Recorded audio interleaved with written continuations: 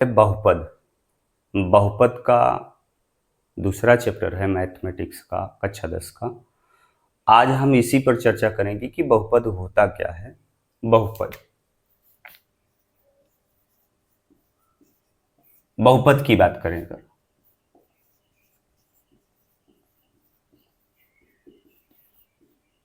Polynomials, अगर हम बहुपद की परिभाषा देखना चाहते हैं कि बहुपद की परिभाषा कैसे होती है, तो आइए इस चैप्टर का एक ग्राउंड बनाते हैं। जब तक आप इस चैप्टर का ग्राउंड नहीं पता कर पाएंगे तब तक आप सवाल लगाने में समर्थ नहीं हो पाएंगे। सबसे पहले कोई भी काम किया करिए, उस चैप्टर का ग्राउंड बनाना बहुत जरूरी है। तो आइए देखते हैं कि बहुपद कहते किसे हैं। जैसे कोई फंक्शन है f(x), फंक्शन है। अगर यह फंक्शन है 5x² + 6x धन 7, ये चीज दिख लीजिए। सबसे पहले इसमें देखना होगा ये अचर राशि है, कांस्टेंट, और x जो है चर राशि। बहुपद सदैव जो होता है चर राशियों के घात पर डिपेंड करता है। बहुपद जो होता है वो चर राशि, x का ये जो अंकों में दिया है 5, 6, 7, ये सब अचर राशि है, कांस्टेंट है। लेकिन जो x है ये जो है इसके घात के ऊपर ही डिपेंड करता है बहुपद। तो आप यहां पर समझ लीजिए, हमने आपको बतलाया कि x का घात कितना है, 2 है, और इस x घात 1 है।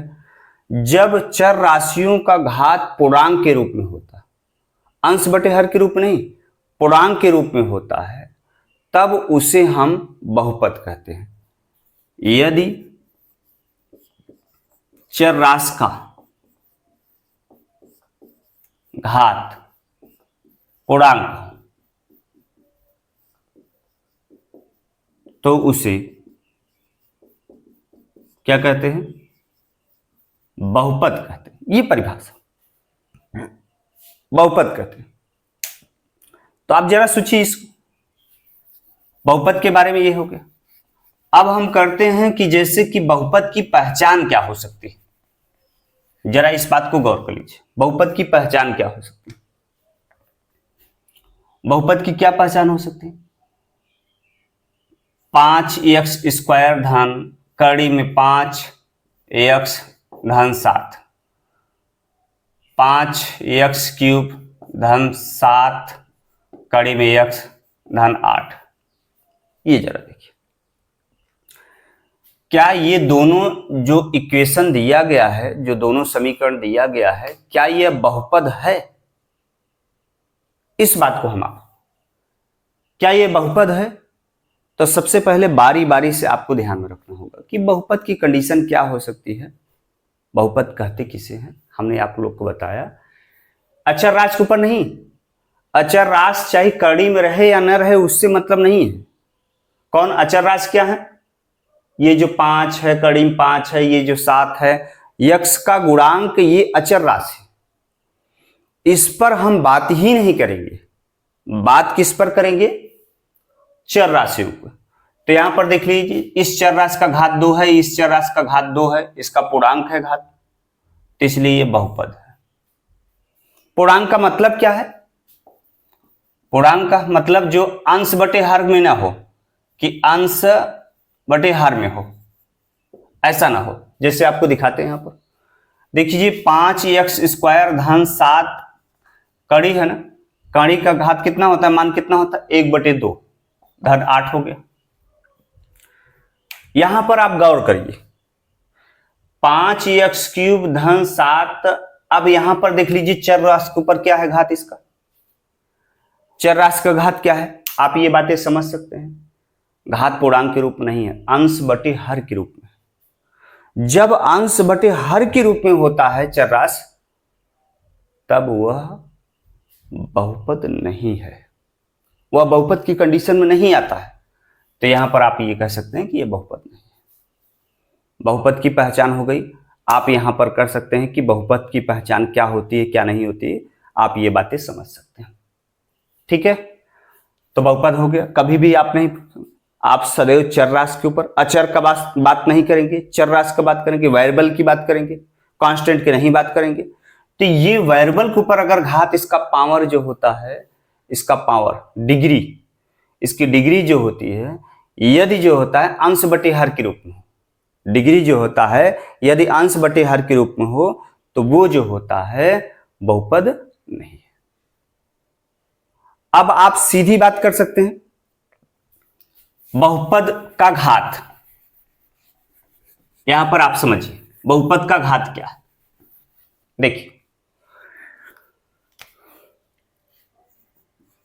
बहुपद का घात, देखो बेटा, बहुपद की घात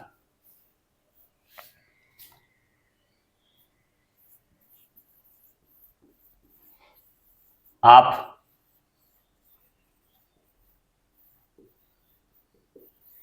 ये देखें, पॉलिनॉमियल डिग्री आप पॉलिनॉमियल, बहुपद के घात के बारे में हम चर्चा करने चल रहे हैं कि बहुपद का घात होता क्या है।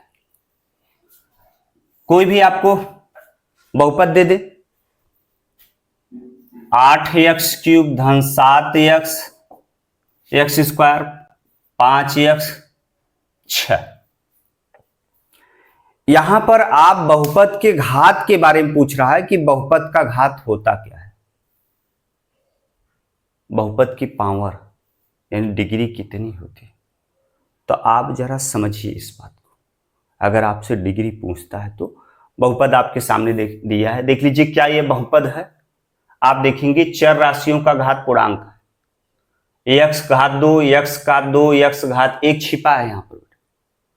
इनके गुणांक के बारे में नहीं चर्चा करेंगे, कतई गुणांक के बारे में कतई मत चर्चा करिएगा।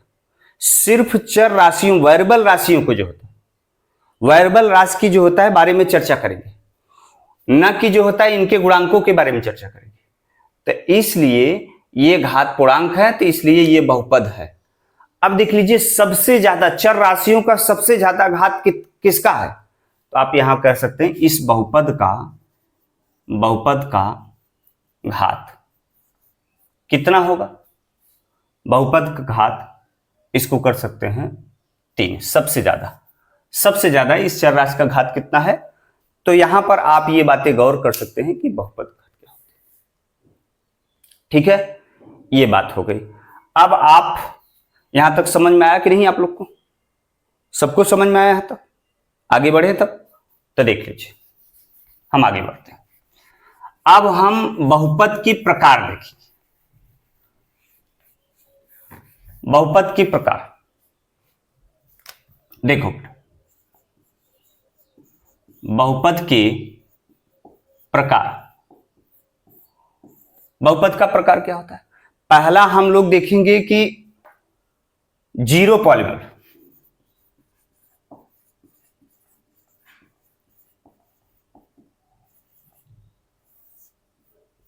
का शून्य, f(x)5,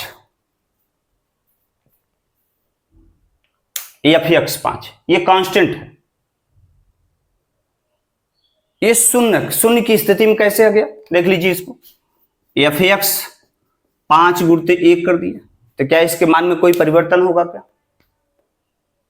परिवर्तन होगा? नहीं होगा परिवर्तन। देख लीजिए, 5 गुणते 1 कर दिया, फिर 5 1 के 5 हो जाएगा, वही चीज फंक्शन आ जाएगा, वही फलन आ जाएगा। अब यहां पर क्या कर सकते हैं, एक मान आपको हम बतलाते हैं, हम एक चीज आपको बतलाते हैं। क्या बतलाते हैं?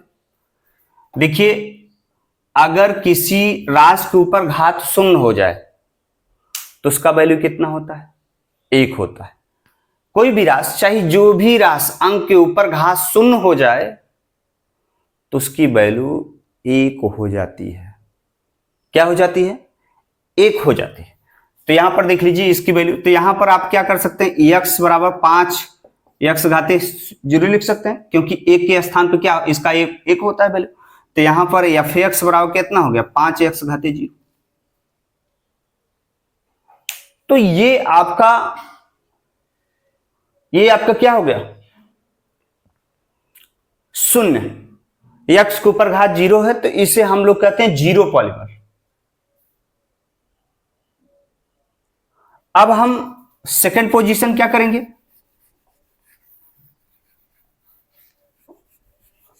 लाइनर, लाइनर इक्वेशन, रैखिक। क्या करेंगे बेटा,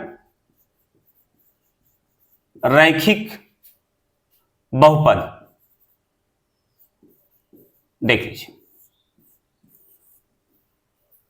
रैखिक बहुपद क्या है, एफ एक्स बराबर 5x धन 7।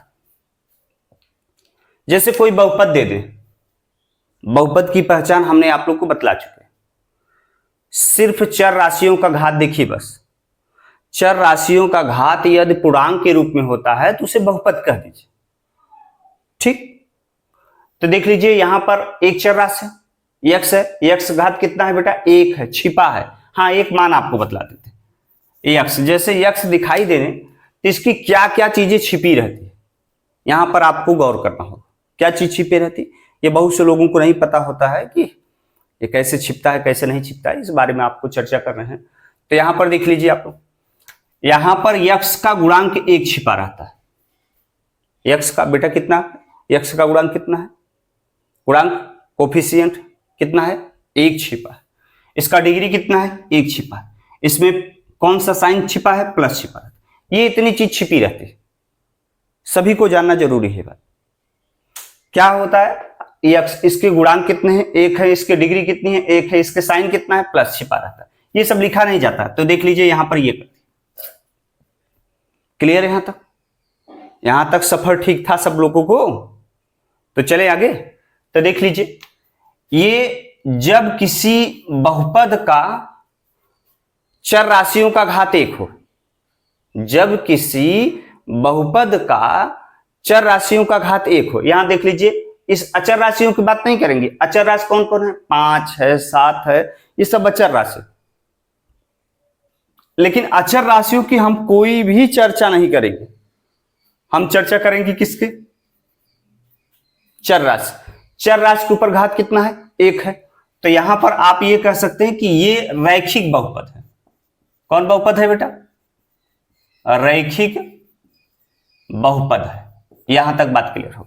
जब आपसे कोई पूछे कि बेटा ये रैखिक बहुपद क्या होता है, तो आप एकदम धैर्य के साथ आप बताइए कि जब चर राशियों का घात 1 होता है, क्या होता है, 1 होता है। जब चर राशियों का घात 1 होता है तो उसे रैखिक बहुपद कहते हैं।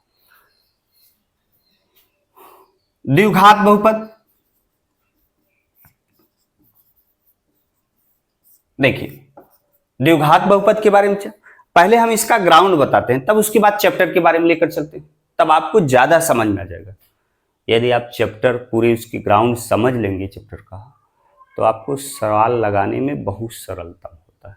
तो यहाँ पर देख लीजिए, देखिए जैसे एफ एक्स बराबर, आप यहाँ पर क्या कर सकते हैं, एफ एक्स बराबर 5x² धन 7x धन 8, एफ एक्स बराबर ax² धन bx धन 7। यहां पर आप ये गौर कर सकते हैं। देख लीजिए ये 5, 7, 8 ये सब अचर राशि है। ए बी सी, यहां पर सी कर सकते हैं, ए बी सी ये सब अचर राशि। तो क्या कर सकते हैं बेटा, इस बात को आप गौर कर लीजिए, 5, 7, 8 ए बी सी ये सब अचर राशि हैं, इस पर कोई चर्चा नहीं करेंगे। देखेंगे चर राशियों का घात कितना है, 2 है। यहां पर जब किसी बहुपद में चर राशियों का घात अधिकतम से अधिकतम 2 हो तो उसे द्विघात बहुपद कहते हैं।